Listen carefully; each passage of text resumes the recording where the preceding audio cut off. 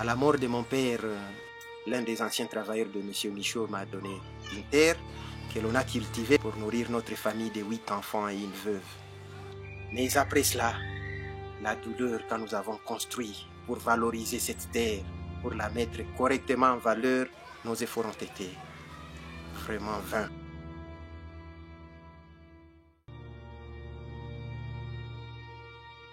Bahanga wanasemaka aseme maumivu yakizidi umuone daktari. Hatuwezi tena yoeleza sababu inapita hata ile ya Beni, inapita hata mamasakre za Makobola, inapita ile ya Kasika, inapita mwingi. Wapi ulishakaona wanabomolewa mtu nyumba wakati ya mvua? Nilianza ile nyumba na ijenga ilia peut-être 15 ans ndio nikaijaza. Sasa nitaanzia tena wapi na nitaishia wapi? Sie tulivotea baba yetu Kabila, lakini sasa tukuwazia kama atatutesa sasa hivi tunakia tunyang'anya maparsele, mashamba zetu zote kule ndio zinabaki. Boba bwana yetu habana kazi. Hatujue tutafanya nini, tulishateseka. Kwa ile bulongo ya batate yetu, na shetu na tutaitika damu yetu imwangike, hatuwezi itika na sheba tonele mpaka kwa ile niveau.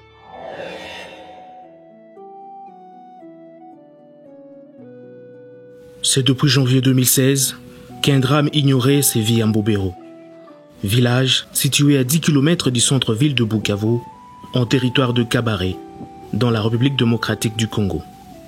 Il s'agit d'un dossier foncier qui oppose le président Joseph Kabila à la population de cette bourgade.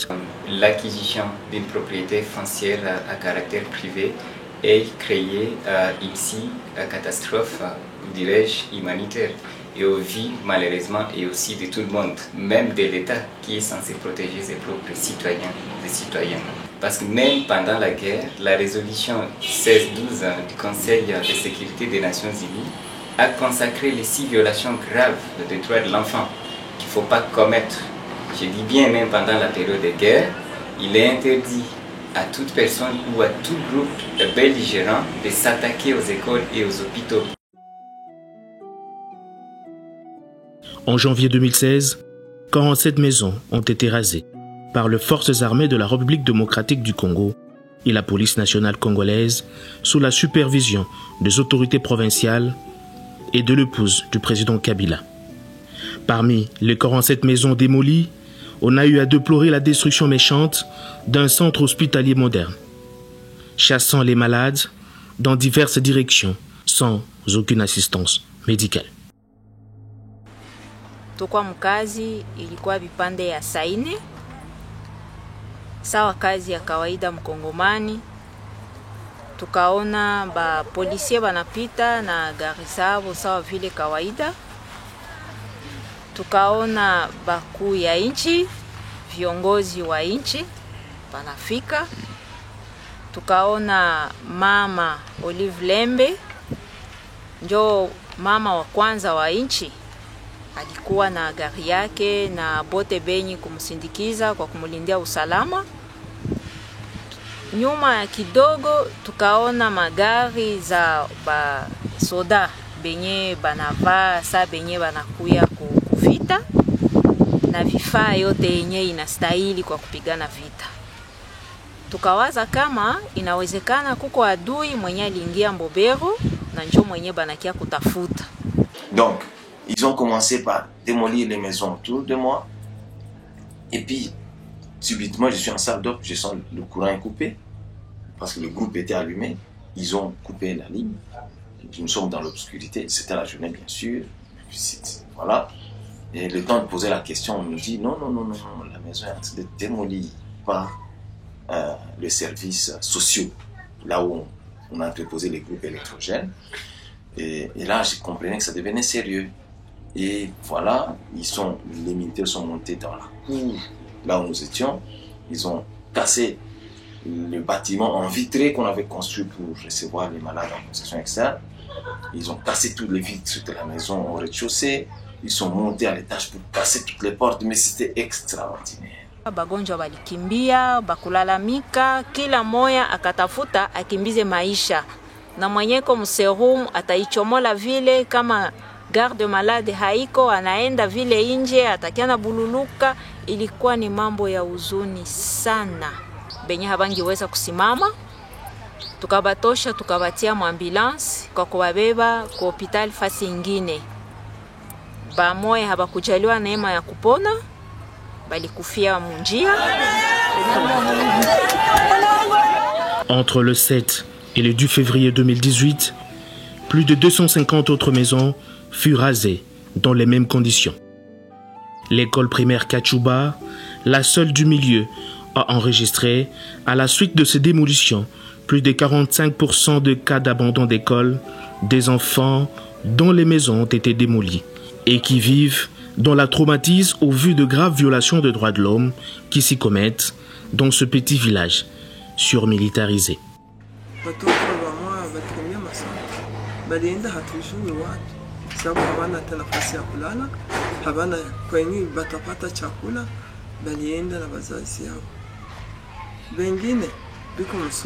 na haliko biko découragé, biko traumatisé, biko tu musoma, lakini hatutumaini kupata alama sawa miaka ingine, sababu batoto biko traumatisé. Batoto biko banaenda kuma parcele zao na kwanza kulilia pale pale ya kwenda kumasoma, natoka kumasoma anaenda pale anaanza lia. Kama hakupita pale asubuhi, anapita pale sana toka kumasoma, pale ya kwenda kunyumba anaanza lilia pale ku parcele hapo. Tunajiuliza tutufai wale watoto namna gani?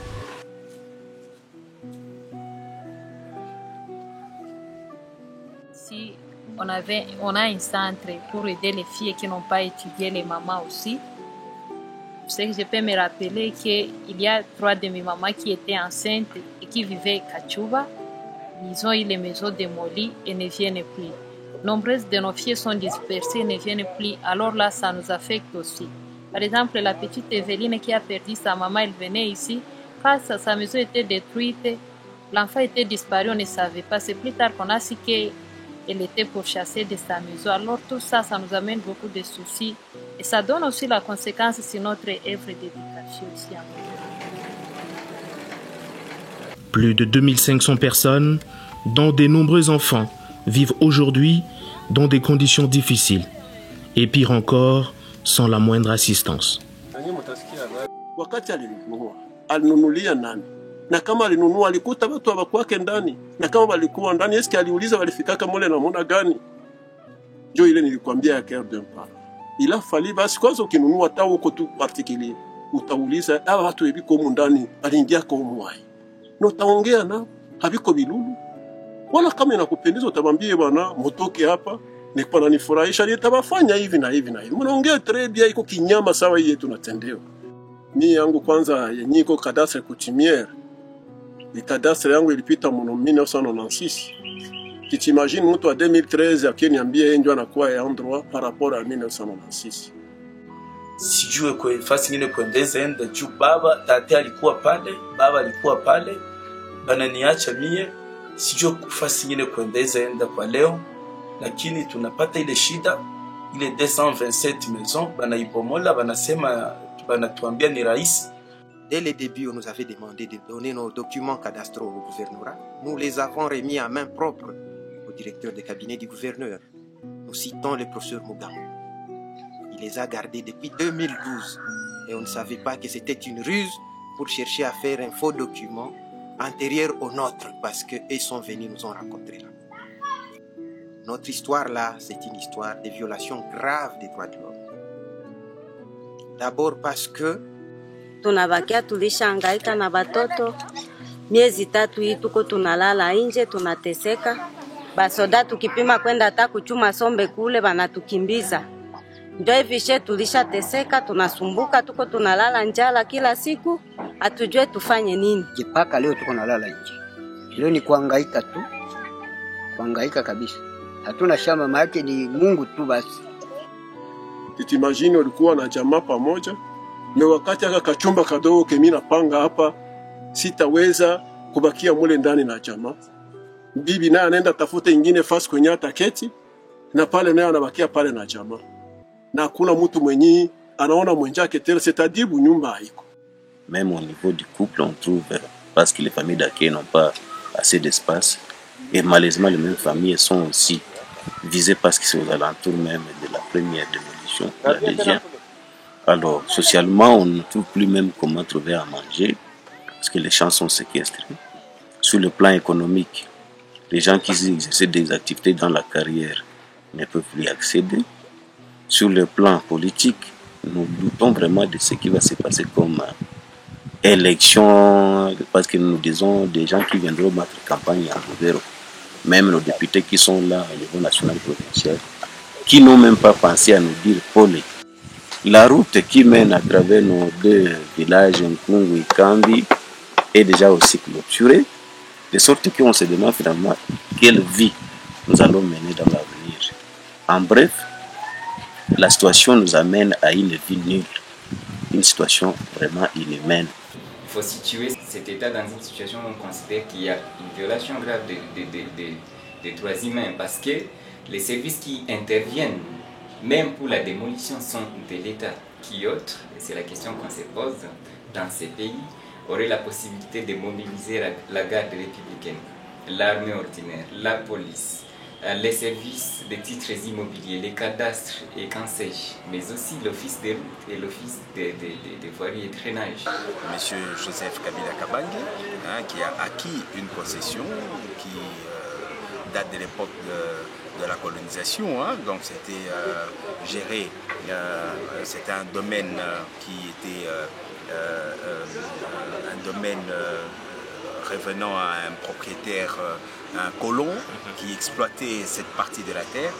Et après, par la suite, avec la zaguianisation, nous avons un Congolais qui a acquis la terre et qui finalement l'a revendue au chef de l'État. Monsieur Mihigo, dont la famille aurait cédé de droit à Monsieur Kabila, a acquis cette parcelle à travers les mesures de zaïrianisation. À ce moment-là, le monsieur Joseph Kabila, qui a succédé la famille de monsieur Mihigo dans ses droits, il ne pouvait pas avoir plus de droits qu'avait monsieur Mihigo lui-même. Et sauf erreur de ma part, par le passé, il y a eu un procès entre monsieur Mihigo et des personnes qui étaient bénéficiaires des portions de terre leur accordées par monsieur Michaud, qui était ses travailleurs. Eh bien, ces personnes avaient gagné procès contre monsieur Mihigo. Et donc, monsieur Mihigo ne pouvait plus céder plus de droits que lui-même n'en avait. Ça, c'est de un. De deux, est-il que des informations à notre possession, monsieur Kabila aurait acheté auprès de la veuve Mihigo. Là encore, il se pose un problème de droit.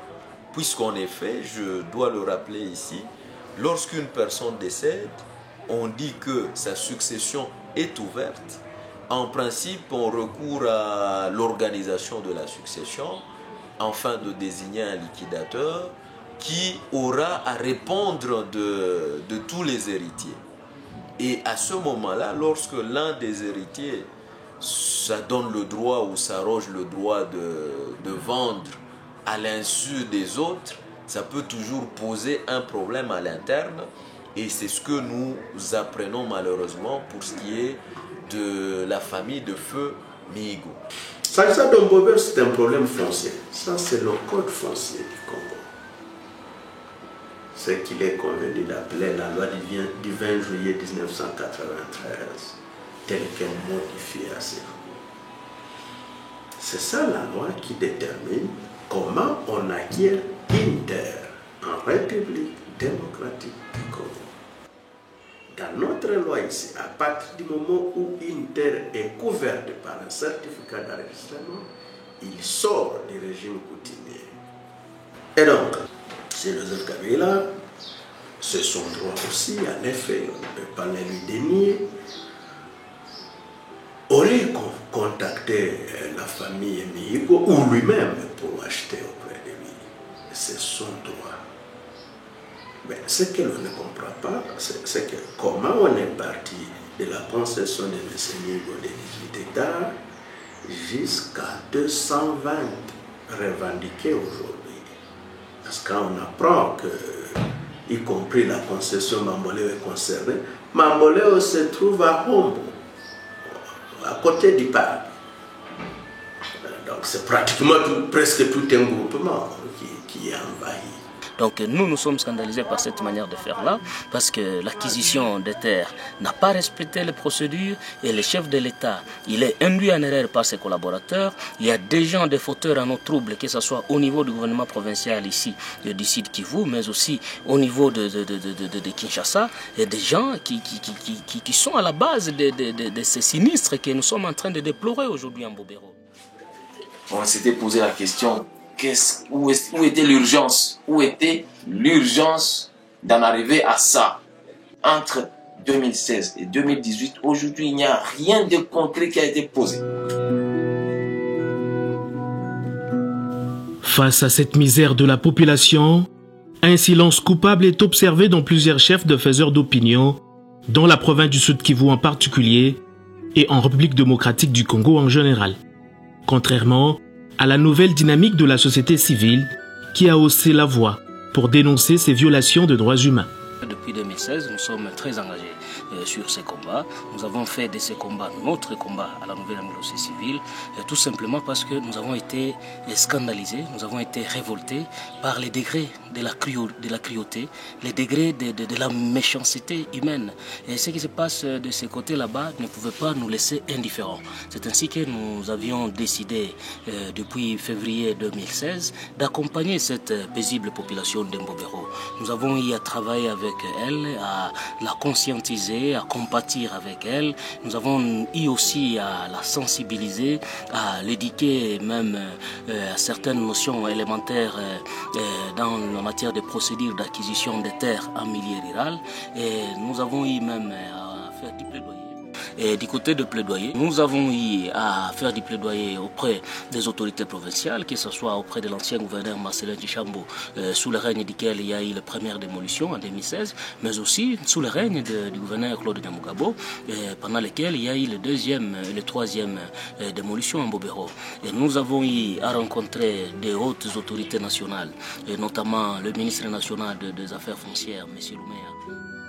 Comme tout le monde, je suis en train de déplorer la situation de cette population parce que c'est depuis plus de 6 mois que cette population est décrépite dans la concession d'Mbobero.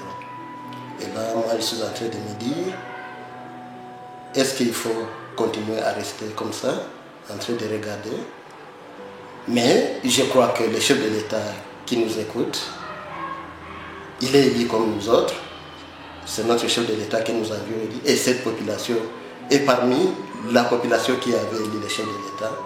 Moi, je pense qu'il est en train de voir, il va chercher les solutions concernant cette population-là. Même le collège Sainte-Anne et l'EPK Chouba seraient sous menace de démolition. Moi, je pense que cette planète que Dieu nous a donnée appartient à tous les êtres humains que nous sommes.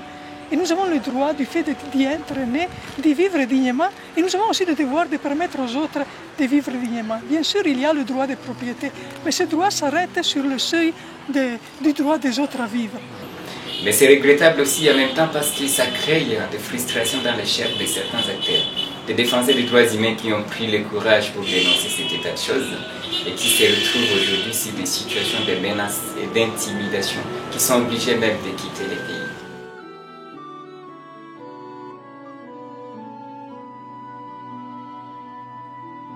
Des solutions préalables sont envisagées pour mettre fin à ce calvaire.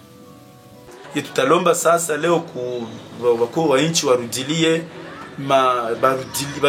bakamate tena zamiri, baangalie ile population yenye iko nasumbuka, angelirudia tena ajulize population sasa itaenda wapi kwa sasa. Population inakawia pale, itaenda sasa wapi? Tujue inafanyika Mbobero ni genocide. Ile ni genocide inafanyika Mbobero na ni crime contre l'humanité. Hakuna maneza itolere.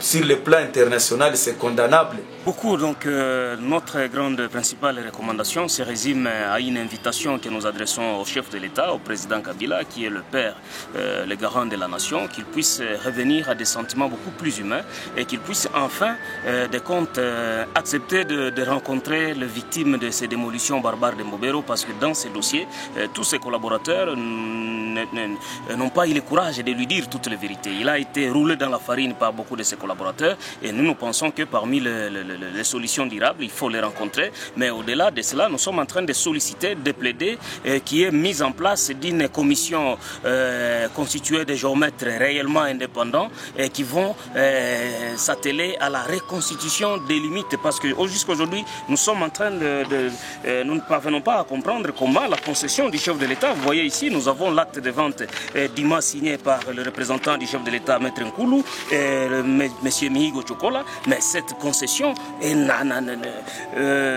de 199 hectares. Curieusement, aujourd'hui, nous sommes très surpris, désagréablement, de constater que la concession du chef de l'État, la concession du citoyen Kabila, ne fait que s'agrandir du jour au lendemain. De 199 à peu près de 200 hectares, nous sommes aujourd'hui à plus de 600 hectares. Nous ne parvenons pas à comprendre c'est par quelle magie qu'il y a cet accroissement, cet agrandissement de cette concession. On peut y appeler à la bonne volonté, si pas au sens élevé de l'État congolais. Parce que c'est l'État congolais qui octroie les titres, c'est l'État congolais qui a en première l'obligation de protéger ses citoyens, ses citoyennes, son territoire. Et c'est là ma contribution, avec l'espoir évidemment que celles et ceux qui ont suivi, qui sont en train de suivre de très près cette situation, vont faire en sorte que ça puisse se régler et ne pas continuer à créer une catastrophe humanitaire telle qu'on est en train d'assister à ce moment-ci. Je souhaiterais que toute la communauté qui nous suit aujourd'hui soit compatissante envers nous et nous avons l'espoir que la lutte que nous sommes en train de mener aboutira parce qu'il n'existe pas d'impossible quand on croit en Dieu. Et nous sommes déterminés à mener la lutte jusqu'au bout. Parce que nous sommes déjà morts d'une manière ou d'une autre. Le chef de l'État nous demande tout simplement si réellement il a besoin de cette concession, peut-être pour un projet inavoué, il devrait nous contacter. Il a nos listes à travers ses collaborateurs et qu'il achète d'une manière en bonne et due forme. Mais à vrai dire, nous ne voulons pas qu'on puisse vendre la tête de nos ancêtres. Est-ce que nous allons déterrer les ossements de nos frères, de nos parents? La communauté internationale d'avoir encore les sur Mbobero et de penser qu'il y a des personnes qui y vivent, qui sont des personnes comme tant d'autres, qui doivent aussi vivre. Parce que l'injustice, ce n'est pas inné. Je pense que d'autres pays sont des personnes, sont des chefs d'État qui cherchent à construire pour les personnes. Quand on écoute que c'est le chef d'État qui est en train de démolir pour les personnes, moi je pense comment pour lui parce qu'il ne peut pas le faire.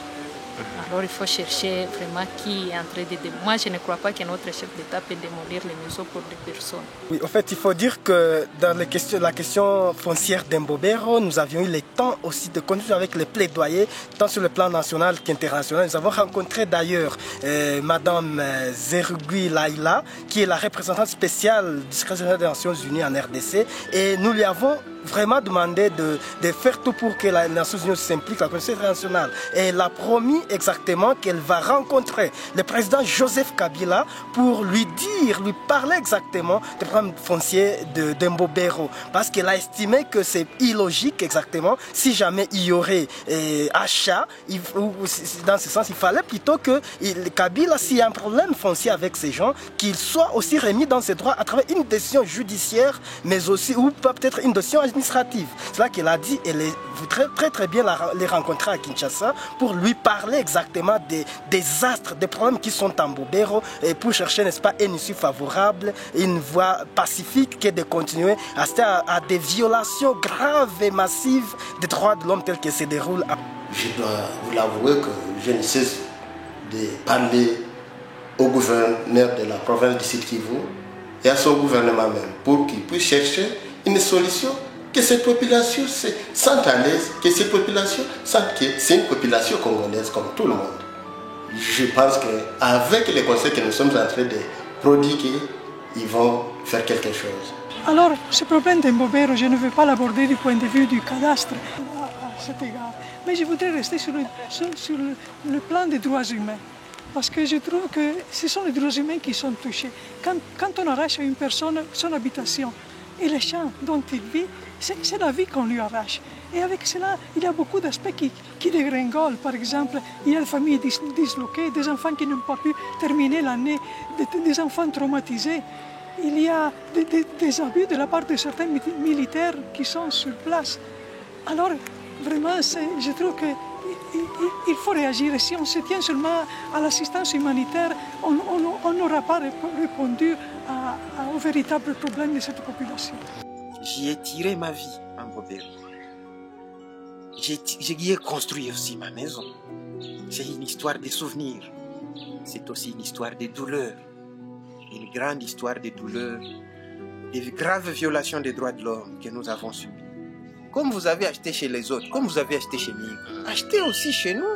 Nous sommes prêts à partir pourvu que vous achetez. En tout cas, moi, à mon humble avis, il faut continuer à faire un plaidoyer pour cette communauté de Mbobero. Nous ne pouvons pas comprendre pourquoi le chef de l'État peut agir avec une si grande méchanceté pour sa communauté. Non, je ne peux pas comprendre. C'est la foi en Dieu. Tant que Dieu est là, il est pour les justes. La justice finira par. Parce que nous, on considère que nous avons été occupants de bonne foi en Mbobero. Naturellement, l'espoir est là. L'espoir, c'est la dernière chose qui mourra. C'est un droit.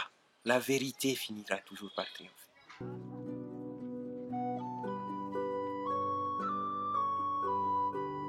L'espoir d'être un jour remis dans leurs droits n'est pas perdu pour cette population de Mbobero.